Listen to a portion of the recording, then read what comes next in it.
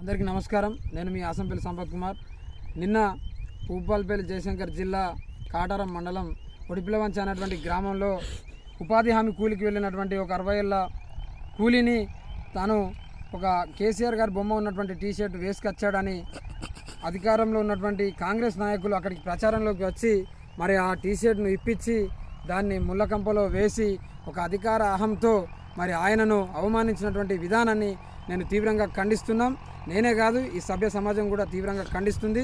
ఎందుకంటే అధికారంలోకి వచ్చిన తర్వాత తాము చేయాల్సినటువంటి ఈ 6 గారడీలు అనేటువంటి ఈ నెపంతో అధికారంలోకి వచ్చి అమలు కాని హామీలతో మరి అక్కడికి రాని గ్యారంటీలతో 6 గారడీలతో అధికారంలోకి వచ్చి ఆ పనులు చేయకుండా మరి వాళ్ళ యొక్క అధినాయకత్వం మరి వీళ్ళకు కోచింగ్ ఇస్తుందా ఏమో తెలియదు. కానీ ఒక అహంకారపూరితమైనటువంటి విధానాలు, చేష్టలు, పనులు, మాటలు మాట్లాడుతూ ఈరోజు తెలంగాణ సంస్కృతిని భ్రష్టుపట్టిస్తున్నటువంటి ఈ కాంగ్రెస్ నాయకులకు తగిన గుణపాఠం చెప్పేటువంటి రోజులు ఈ లోక్సభ ఎన్నికల్లో ప్రజలు కర్రగాల్చి వాత పెట్టేటువంటి రోజులు దగ్గరలోనే ఉన్నాయి.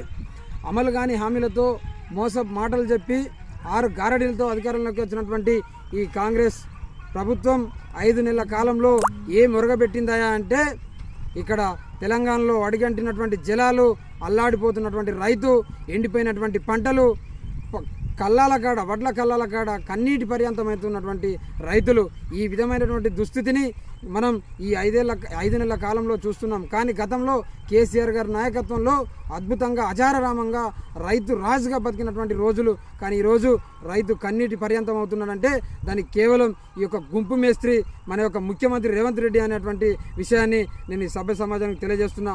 మొన్నటికి మొన్న అధికార అహంకారంతో మరి ఎమ్మెల్సీగా ఉన్నటువంటి జీవన్ రెడ్డి కేసీఆర్ గారి పాలన బాగుంది అని ఒక మహిళ ఉపాధి హామీ కూలి అంటే ఆ మాట అందుకు తాను చెంప చెడలు మనిపించి మరి ఆ రోజు కూడా ఆ మహిళా రైతును, ఆ మహిళా కూలిని అవమానించినటువంటి విధానాన్ని మనం అందరం చూసినాం.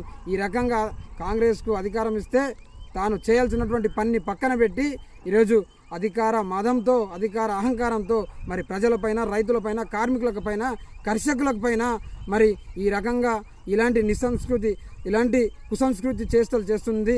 ఖబర్దార్, ఇప్పటికైనా మీరు మారకపోతే ప్రజలు మీకు తగిన బుద్ధి చెప్తారు.